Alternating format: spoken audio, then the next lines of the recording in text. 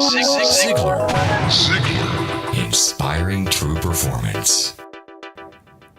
Hi, everyone. My name is Blake Lindsay. This is Jill Tibbles. Hi. We certainly want to say welcome to the Inspire Podcast. It's a Ziglar podcast that we do free every single week. And we want you to tell everybody about it because we're excited about this. We're going to do a video podcast at least once a month.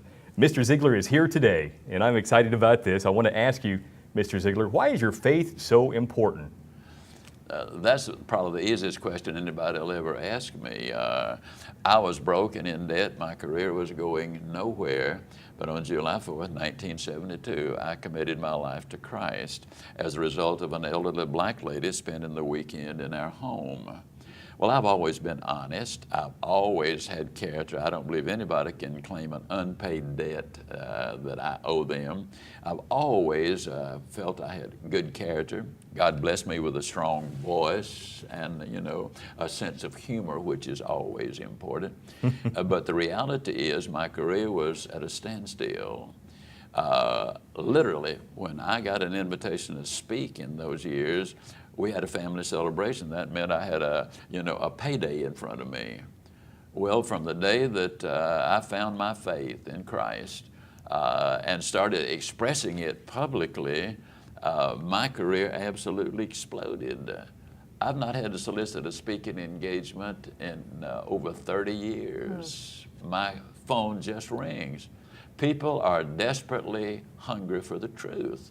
My speaker friends have asked me repeatedly, how do you get by with that? I said, well, let me tell you something. Let me explain it to you. Over 90% of the people in America believe there is a God. Why on earth would I risk offending over 90% of my audience by not talking about what they believe? Good point. Friend, now that is not good marketing. As a matter of fact, that's not marketing at all. So God has blessed that effort. And I have kind of a role model to go by, and that was our founding fathers. Our founding fathers were educated for well over a century in this little book, the New England Primer. Now, in this little book, that's where they got their education. Over 90% of all of the educational thrust was of a religious, moral, ethical nature.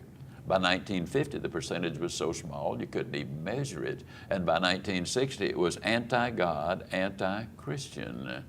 Now, all you got to do is look at the corporate scandals and the government scandals and the violence that's on in our society, the immorality that's on in our society, and you will understand why the Founding Fathers were so insistent on forming public schools so that people could learn how to read so they could read the Bible.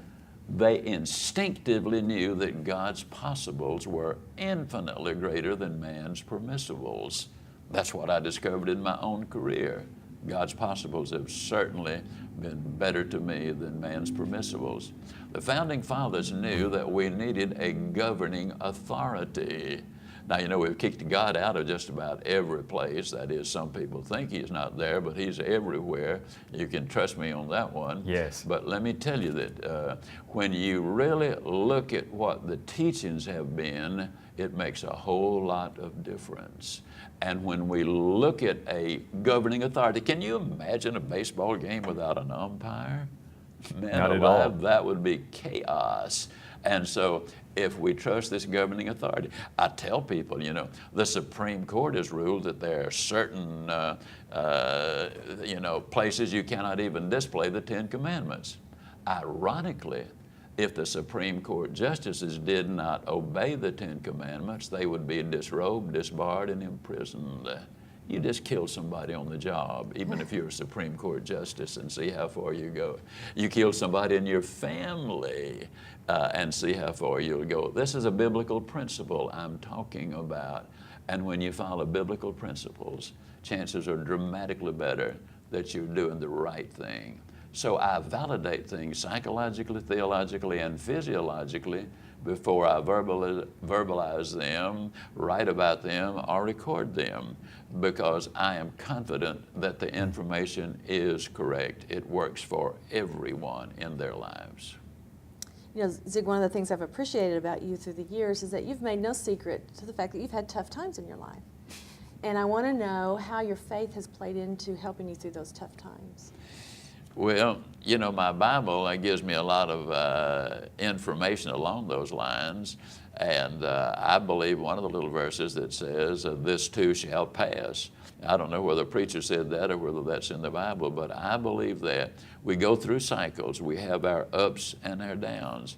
But when you're down, we need to understand is, and I certainly understand this, that the God of the mountaintop is also the God of the valley.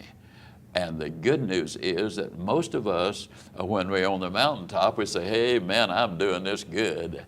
When we're in the valley, we say, Lord, I need help. And that's where the difference comes in. He always hears the prayer of a believer. How do you explain to people, occasionally, you get a person that says, why did God let that happen? Referring to the war, the terrorism, or something negative in your life. And how do you explain that? Actually, the explanation of that is very simple. God did not create us as robots. He created us for a purpose, and that purpose was to worship Him. Yes. And if He had created us and made us have everything just right, what would be His need? And so a loving God put us in a position so that we could grow and mature and have a fulfilled life in every way. And so one of the things that I've really hung to is the Romans 8:28, which says that all things work together for good to those who love God, who are called to serve according to His purpose. Now that does not say that everything that happens is good. It says God takes our foul-ups, and we have lots of them, and use those foul-ups to take us up. That's where my faith comes in. That's very encouraging, and I can definitely relate to that. I want to thank everybody again for being here today, and it's a pleasure to interview you, Mr. Ziegler, and we're doing this on video once a month. It's a free Inspire podcast. I get inspired every time I get to be the MC, and it's just a big pleasure. So please tell a friend, tell all your family about this, because we are having fun, and Mr. Ziegler is teaching me things that I haven't thought of in a good long time, and I'm glad that I am. Thank you for being here, and we'll see you next week. Ziegler. Inspiring true performance.